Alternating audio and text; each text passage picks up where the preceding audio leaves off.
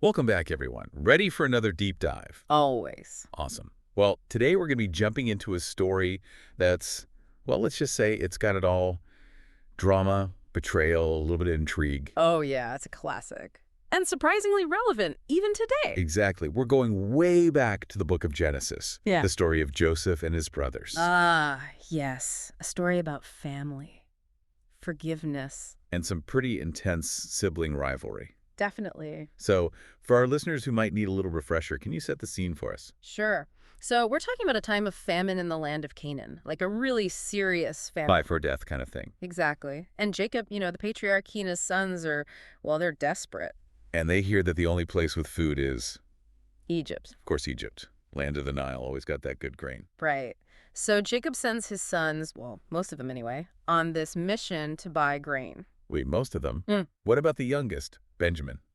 He stays behind. There's a whole other story there, but we'll save that for another deep dive. Okay, fair enough.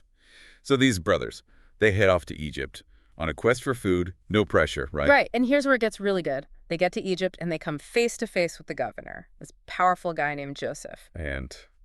And they have no idea that he's the brother they sold into slavery all those years ago. No way. Mm. Talk about an awkward family reunion. You got that right. So Joseph, understandably, has some, shall we say, unresolved issues. I bet it. He decides to, well, test them, accuses them of being spies, demands they bring their youngest brother back as proof. Whoa. It's like he's putting them through some kind of trial, Yeah. making them prove their worth. Yeah, and it makes you wonder, what is he really looking for? Revenge?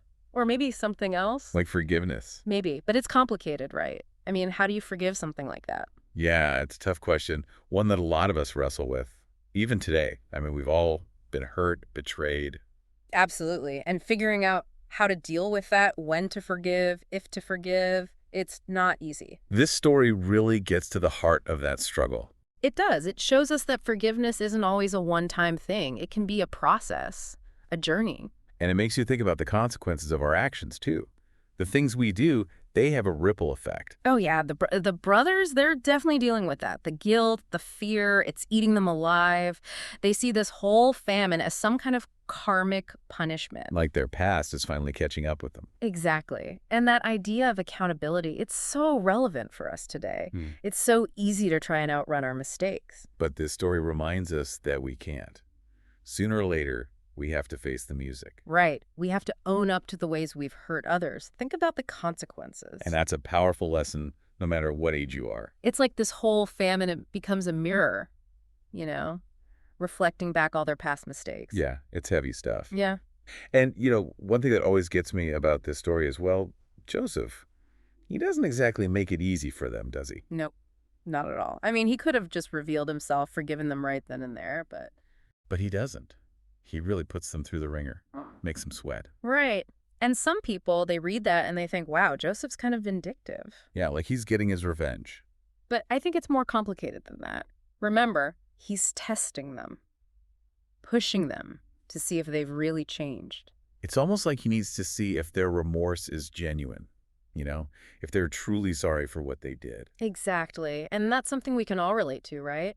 I mean, when someone hurts us deeply, forgiveness, it's not always a simple thing. It's not like flipping a switch. Right. It can be a messy process. You might feel angry one minute, wanting to reconcile the next. There's that saying, I don't know if you've heard it, forgiveness is a gift you give yourself. Oh, yeah. Because holding on to that anger, that resentment, it can eat you up inside. Poison. And think about it. For the brothers to even go to Egypt in the first place, that took guts. They had to swallow their pride, admit they were wrong. They had to put themselves at the mercy of the brother they wronged. That's powerful stuff. Humility. Not always easy to come by. Nope. But it's essential for growth, for moving forward. And beyond the whole forgiveness thing, there's another theme that really stands out in this story. Family. Exactly. Family. I mean, despite everything, the betrayal, the years of separation, they're still a family. At the end of the day, they are. And this crisis, it forces them to face that reality. They have to rely on each other, work together to survive, put aside their differences. It's a reminder that family bonds, they run deep.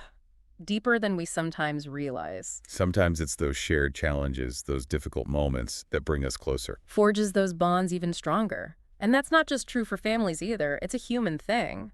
When times get tough, we need each other. We see it all the time. Right. Communities rallying around those in need, people helping their neighbors. That instinct to come together to support each other, it's inspiring. It's what gives me hope. Me too. And you know what else this story highlights? Resilience. Ah, yes. Jacob and his sons, they faced an impossible situation. But they kept going.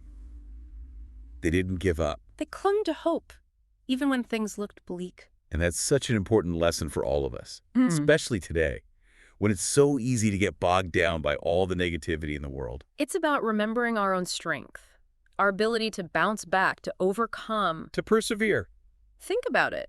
They traveled to a foreign land, no idea what the future held, but they trusted. They had faith. Faith that things would work out somehow. Even when they couldn't see the whole picture. It's like they had to let go, surrender to the unknown. Not easy, letting go of control.